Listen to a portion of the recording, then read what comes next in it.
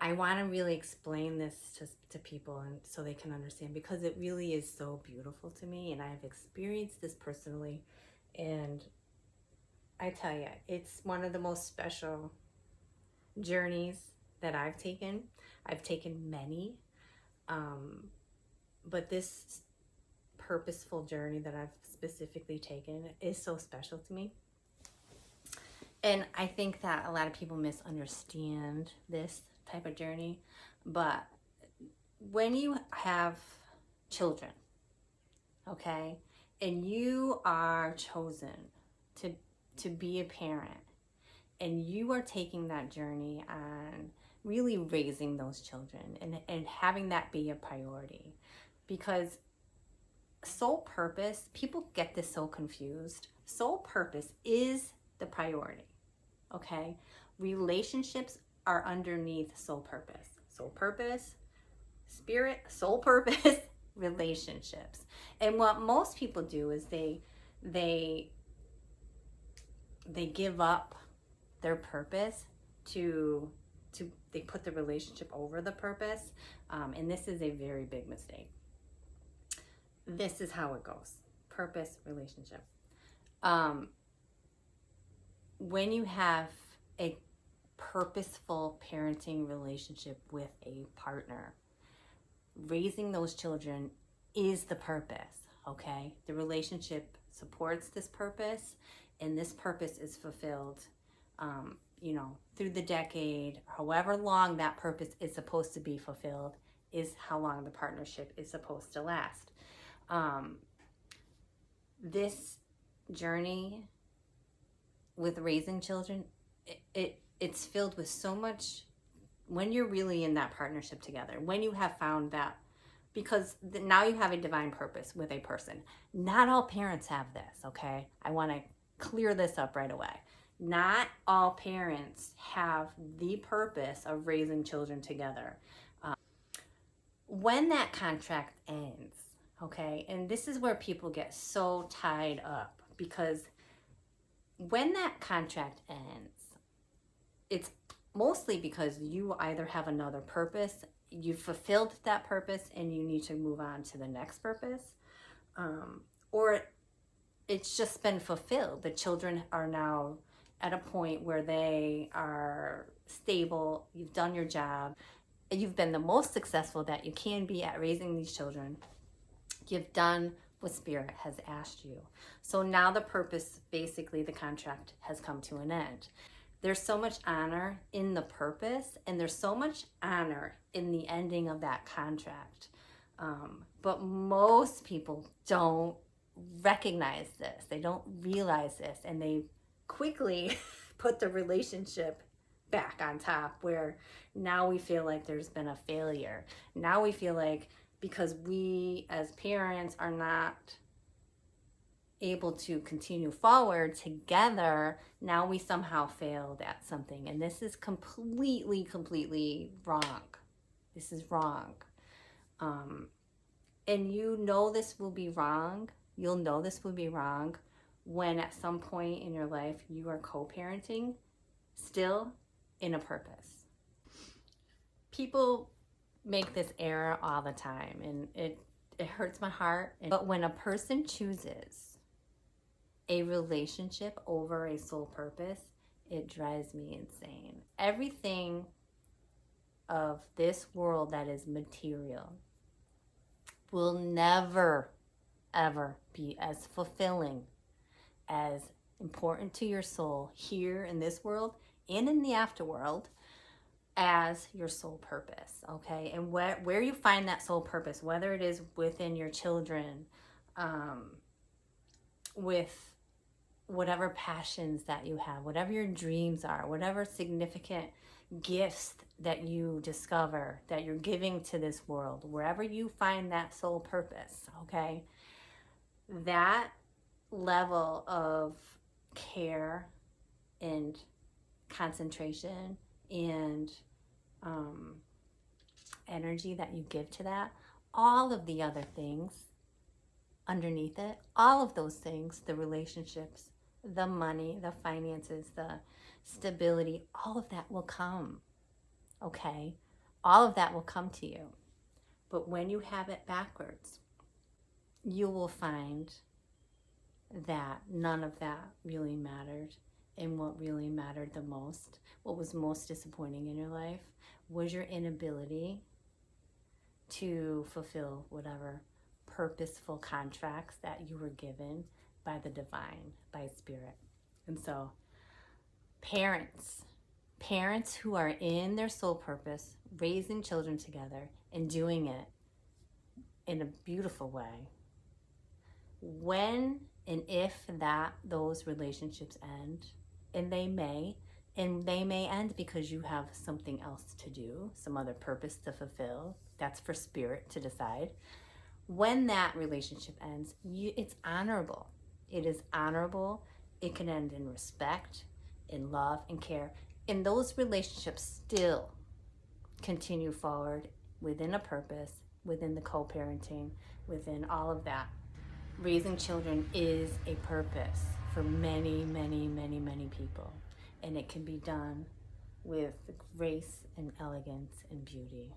And the focus in this world really should be on raising children and bringing up these small souls that are healthy, that can run society for us in the near future, that can create equity and fairness and love in this world. And when you push that aside for other material things, you can see the consequences of that. Those consequences are big. They're really big. So you want to know what your purpose is? If you don't have one and you have children, that is your purpose. That is your purpose. And if it isn't, make it your purpose. Mwah.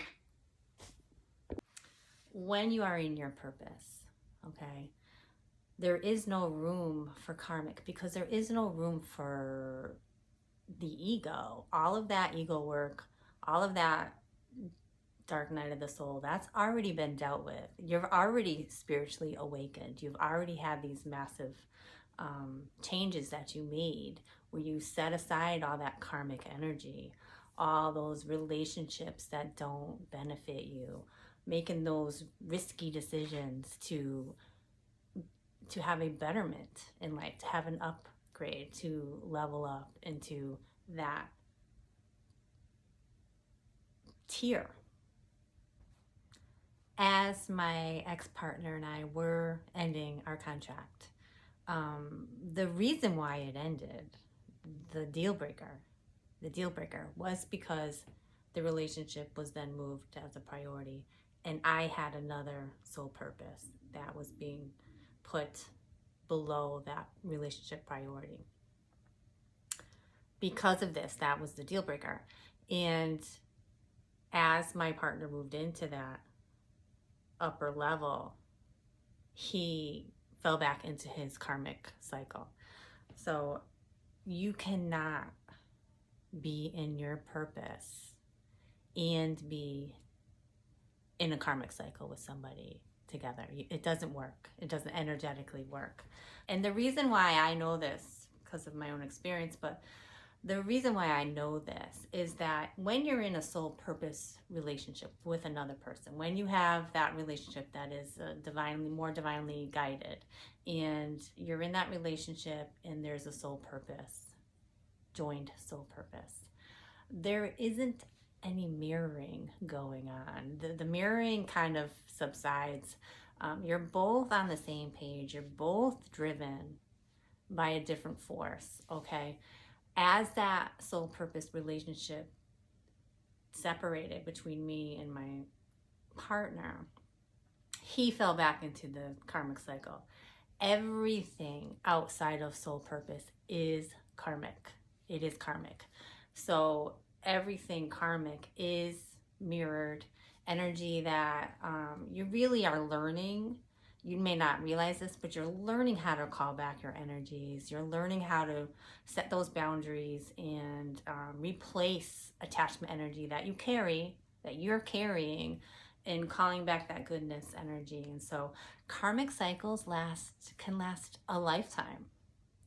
Some people may never get into their purpose, and that's okay. Like, there's nothing wrong with that. And 95% of the universe probably is in a karmic cycle, relationship wise.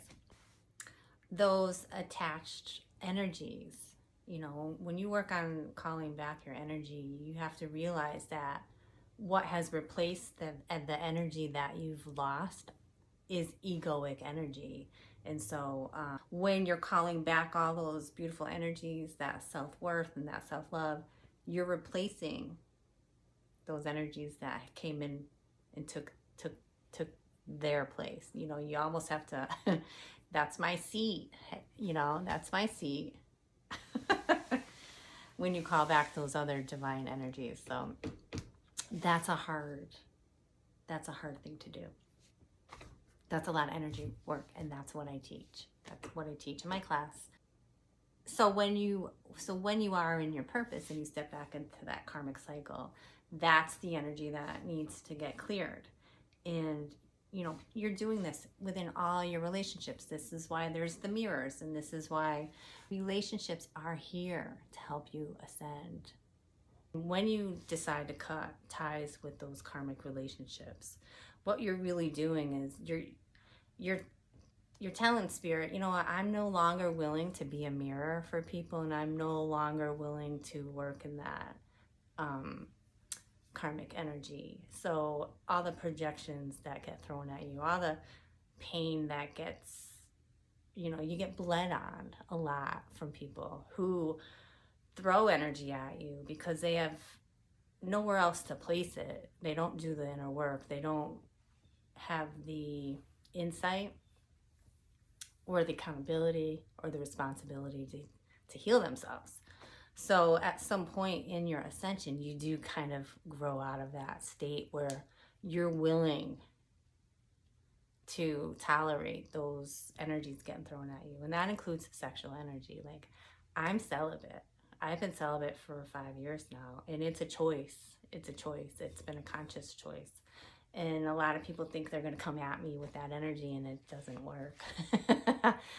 And I love that energy, but I know I've been through this long enough. I've had enough upgrades. I've had enough ascensions. I've had enough awakenings to know that if I will partner with somebody, it's going to be only in purpose. And anything outside of that isn't going to work for me. I'll go it alone. And so all those karmic relationships that I ended really never did, and can't support that purpose. And so they have to come to an end. And that's a really conscious decision that you make when you step out of that karmic cycle. You're stepping out of the karmic cycle, and you're heading into a much more purpose-driven, spirit-driven, divinely guided space. And it's exciting, and it's hard, and it's beautiful, and it's difficult, and it's all those things. It's all those things, but it's worth it. 100% worth it. Mwah.